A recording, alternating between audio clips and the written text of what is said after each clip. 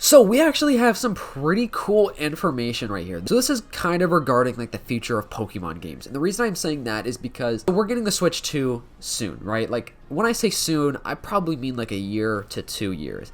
It's coming, it's going to be announced definitely next year. Central League said at this point we're not expecting Legends ZA or Switch 2 reveal this year. Pokemon Day 2025 is relatively close, so we probably have to wait until then. That kind of makes sense. You know, the year's almost over. It's almost 2025 and there's only 2 more months of the year. So, I mean, I was hoping that Nintendo or Game Freak, whatever, I was hoping that they would announce the Switch 2 or give us another Legends ZA trailer by now, but if not, whatever. But we do have some cool news regarding the Switch 2. So there's an official Nintendo account over here on Twitter, and they said at today's corporate management policy briefing, we announced that the Switch software will also be playable on the successor to the Nintendo Switch. Nintendo Switch Online will be available on the successor to the Switch as well. Further info about the successor to the Switch, including its compatibility with the Switch, will be announced at a later date. Boom, we got some more information. The only thing they've ever said about the next console, which is pretty weird, it's always on Twitter, they said within the next fiscal year, which that was probably like in April or something like that. That means 1 year from that specific date that they announced that tweet. So we're definitely going to get the Switch 2 announcement or reveal trailer probably within the first half of 2025, which probably means that the console is going to come out later 2025. Late 2025 is probably when the Switch 2 is coming out. And the reason I'm saying this is information about the future of Pokemon is because Pokemon games are going to look so much better on the Switch 2.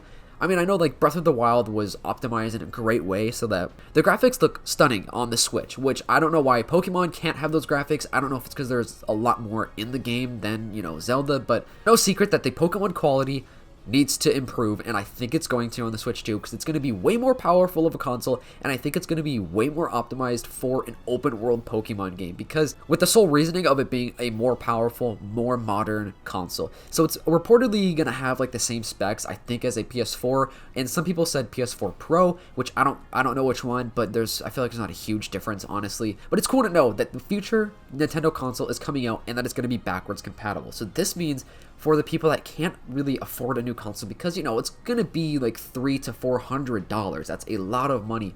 For the people that can't afford that, it sounds like they're still going to be supporting the Switch. So my theory is they're going to do the exact same thing that Xbox and I think PlayStation did this. I'm not 100% sure if PlayStation did this or not. So correct me if I'm wrong there, but I know Xbox did this 100% because I'm in that situation where I have an Xbox One. I don't want to upgrade to the Series X. I don't really need to. I don't really want to spend a couple $100s for something that I'm not going to be using like all the time, and there's no real need to. So for Call of Duty Modern Warfare 2, a couple years ago, they released it on one copy, but it was playable on the Series X and the Xbox One, which is, you know, like a 10-year gap or something in between those consoles, 8-year gap or something like that.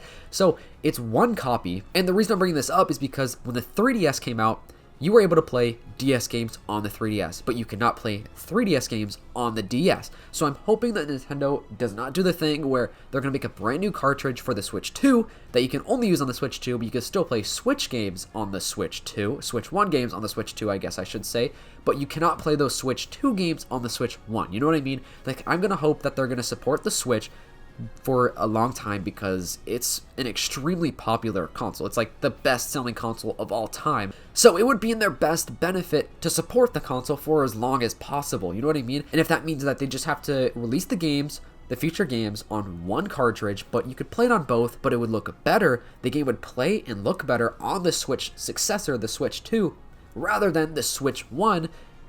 I think that would be great. Knowing Nintendo, they're probably not going to do that. They're probably going to give us a brand new cartridge that's they can only use on the Switch 2, not the Switch 1, which I guess at the end of the day is not the biggest deal, but as long as they still support the Switch for a while, you know, that would be great. Because it sounds like they're going to, because there were rumors or like leaks about Generation 10 actually being on the Switch 1 and 2, which Generation 10 is still like minimum 2 years away from now. So that would mean that they're planning on supporting the Switch 1 for as long as possible. And if they support the Switch 1, they're definitely going to get more game sales. And obviously Nintendo wants their sales. They want their money because it's a big company and obviously they want to have revenue and everything like that. I'm really excited to see what the Switch 2 looks like and all the details behind it because it's coming out soon. And we're probably going to get Legends ZA trailer number 2, Pokemon Day I would assume, of 2025, which who knows, it could be an entire year from trailer number 1 of ZA to number 2 for ZA. I can't imagine that, but that's crazy to me. I can't believe we have not seen another trailer or like anything from Nintendo. Like, I think that is crazy. I'm dying to see it. I know all of you guys want to see it as well. And it really will be interesting with the Switch 2. There are so many questions, but obviously it's still a little while out, a couple months before we get the reveal. I'm going to say within the next 6 months, we're probably going to get the reveal for the Switch 2.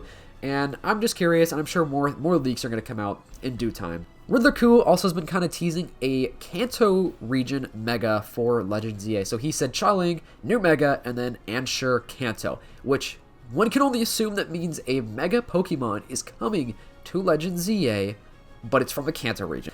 And this will be pretty cool. I'm excited to see what Pokemon this could be from the Kanto region. A lot of people are like, Mega Dragonite. You know, Mega Dragonite would be actually pretty cool. I'm excited to see what this is. Like, I wish Riddler Koo would be a little bit more specific, but one of his recent things actually did come true. So there actually is going to be a shiny Rayquaza raid event. It looks like it's going to be coming from, and it looks like it'll be here pretty soon.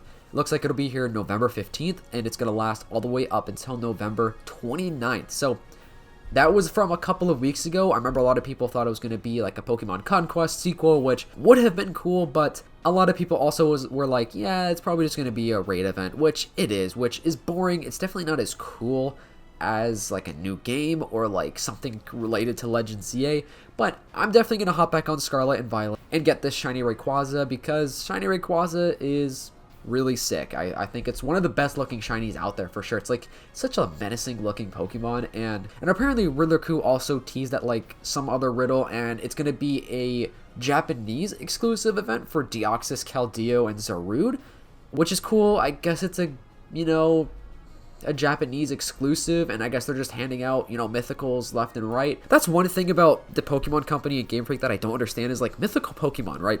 They're supposed to be extremely exclusive and rare, but it's like they always just give them out. You know what I mean? Like, we always get mythical Pokemon just like given to us. Like, I just want to have a mythical Pokemon hunt in a game where it's like you really have to thoroughly go through like a storyline to get to this mythical Pokemon, and it's like a real challenge. You know what I mean?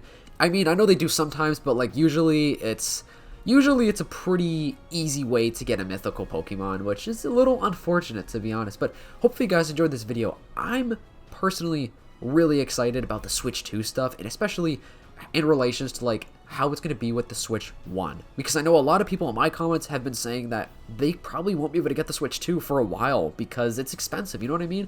And it's in Nintendo's best interest, I think, to support the Switch 1 and make every game backwards compatible with each other, like on the Switch 1 and 2, but just have it so it's optimized to look better and play better on the Switch 2 and rather than the Switch 1, which just makes sense because it's, you know, the Switch 1 is going to be outdated and the Switch 2 is going to be a newer technology, which is still probably going to be a couple years behind like PS5 and Xbox. But make sure to leave a like, guys, and I'll see you guys in the next one. Peace.